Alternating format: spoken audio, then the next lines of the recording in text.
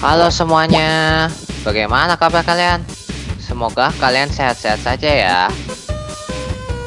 Nah, kembali lagi bersama saya Kak Alex, dan kali ini kita akan membahas mengenai kerangka ringkasan. Sekarang, coba kalian perhatikan karangan berikut.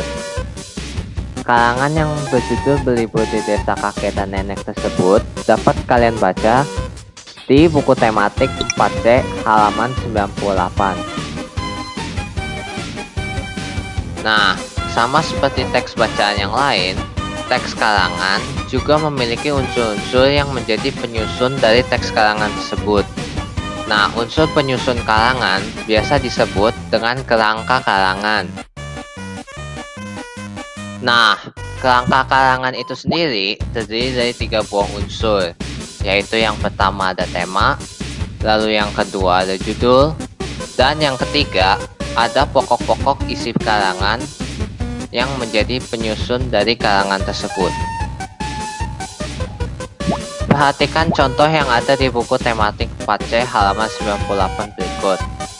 Setelah kita membaca karangan tersebut, kita dapat mengetahui bahwa tema dari karangan tersebut adalah pengalaman yang menyenangkan, dan judul dari karangan tersebut adalah Berlibur di Desa Kakek dan Nenek. Lalu, pokok isi paragraf pertama adalah suasana desa. Kemudian, pokok isi paragraf 2 adalah hewan dan tumbuhan yang dipelihara kakek dan nenek. Kemudian, pokok isi paragraf 3 adalah hewan lain yang dipelihara penduduk desa. Dan pokok isi paragraf 4 adalah cara pembuatan pupuk kompos. Nah, untuk membuat sebuah karangan, kita memerlukan kerangka karangan. Oleh karena itu, pertama-tama kita harus membuat kerangka karangan terlebih dahulu untuk membuat sebuah karangan. Langkah-langkah yang digunakan untuk membuat kerangka karangan adalah pertama, menentukan tema karangan terlebih dahulu. Kemudian yang kedua adalah menentukan judul karangan. Lalu yang ketiga adalah menentukan ide-ide pokok yang akan digunakan untuk menyusun karangan tersebut.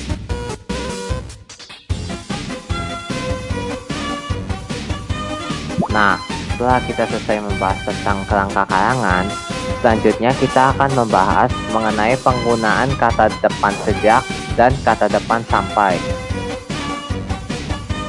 Kata depan sejak digunakan untuk menyatakan sebuah permulaan atau waktu mulainya sesuatu. Contohnya, peternak di desa Makmun membuat kompos dari kotoran ternak sejak 5 tahun yang lalu. Nah, penggunaan kata sejak menandakan waktu mulainya pembuatan pupuk kompos tersebut.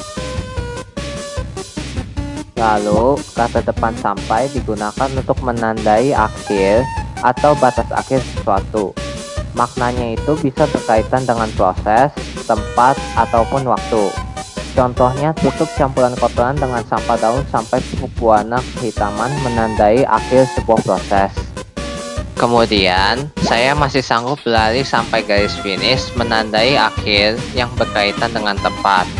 Lalu, contoh yang terakhir adalah saya belajar mulai pukul 19.00 sampai pukul 22.00 menandai akhir yang berhubungan dengan waktu.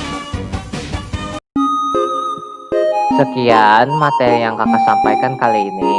Bila ada pertanyaan, kalian bisa tanyakan lewat Edmodo ya. Oke, terima kasih dan sampai berjumpa lagi ya.